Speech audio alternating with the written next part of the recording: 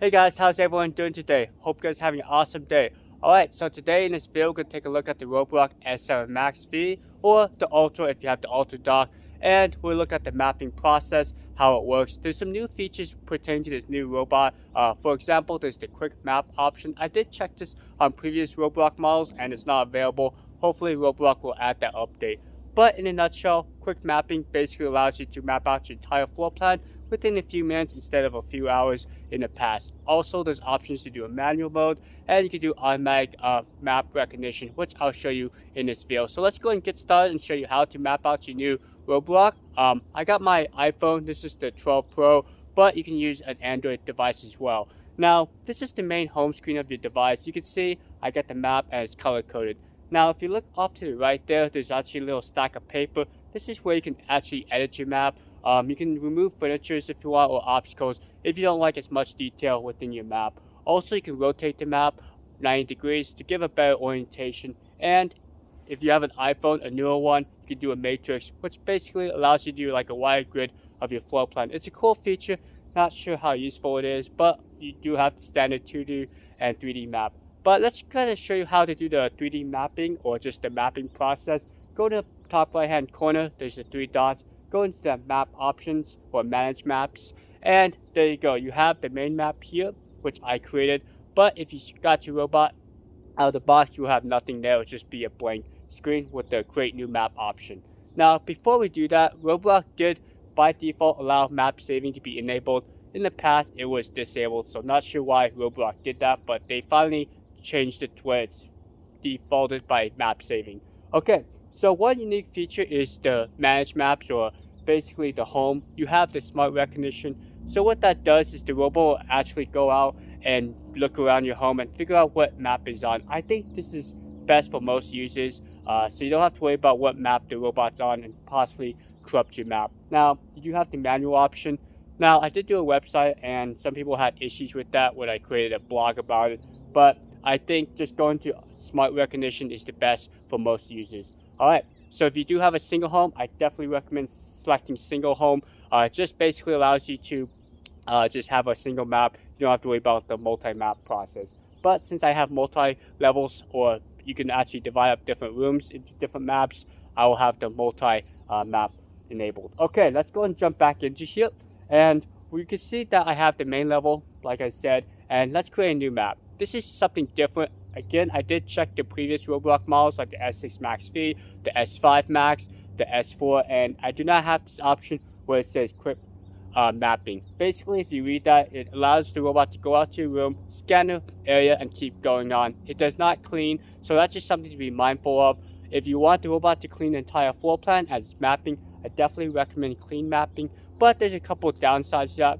For starters, it does take longer, and it's more prone to run into obstacles, so I do recommend picking up the area if you are going to do clean and mapping.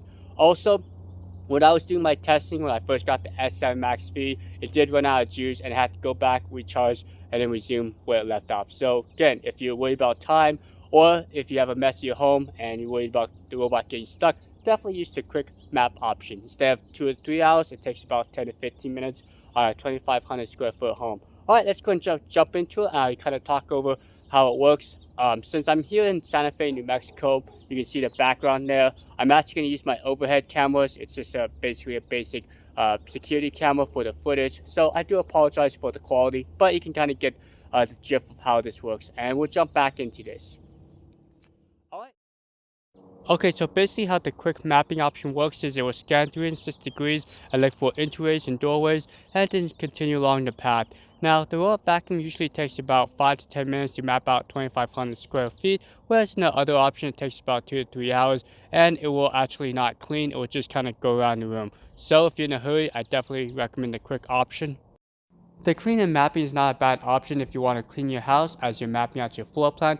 Now, one tip is make sure you open up all the doorways so the robot vacuum can look into all the areas that you want the robot vacuum to go and clean. Also, I recommend picking up the shoes, maybe the bathroom rug, so the robot vacuum doesn't accidentally get hung up. Now, unlike some robots that require different lighting conditions, don't worry about this robot. It has the LiDAR navigation. Also, with that flashlight, the robot vacuum can navigate in complete darkness and avoid most of the obstacles. So the mapping process has gotten a lot better. You can actually pause the robot and you can actually stop the robot and have it go back to its docking station, even though the map has not completed. Now, there will be a little warning saying that the map will not be saved. Don't worry, there is an option in the app where you can actually manually save the map. Now, you can see that the little red dot showed up, letting you know that a new map has been found. So let's go ahead and click on that icon there, and towards the bottom there, called Manage Maps, you can actually see a new map has been generated.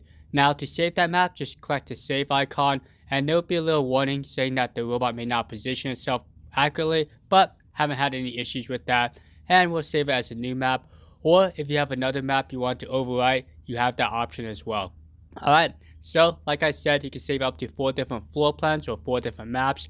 Hopefully down the road, Roborock will allow more maps. I know some models offer up to 10. As you can see, you can divide rooms, you can actually merge the areas, and they're color coded, and you can also rename the map accordingly.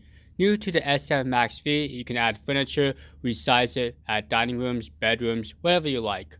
Okay, so let's go and add some tiles. We can add some wood. We can even have it by default. As you can see, we can also add carpeting as well. So it's very nice that there's a lot of options within the map. This is just a quick overview. I did do a more in-depth app video, so check out my channel if you want to see that. But this is just a quick look at how the map is and how you can edit the map.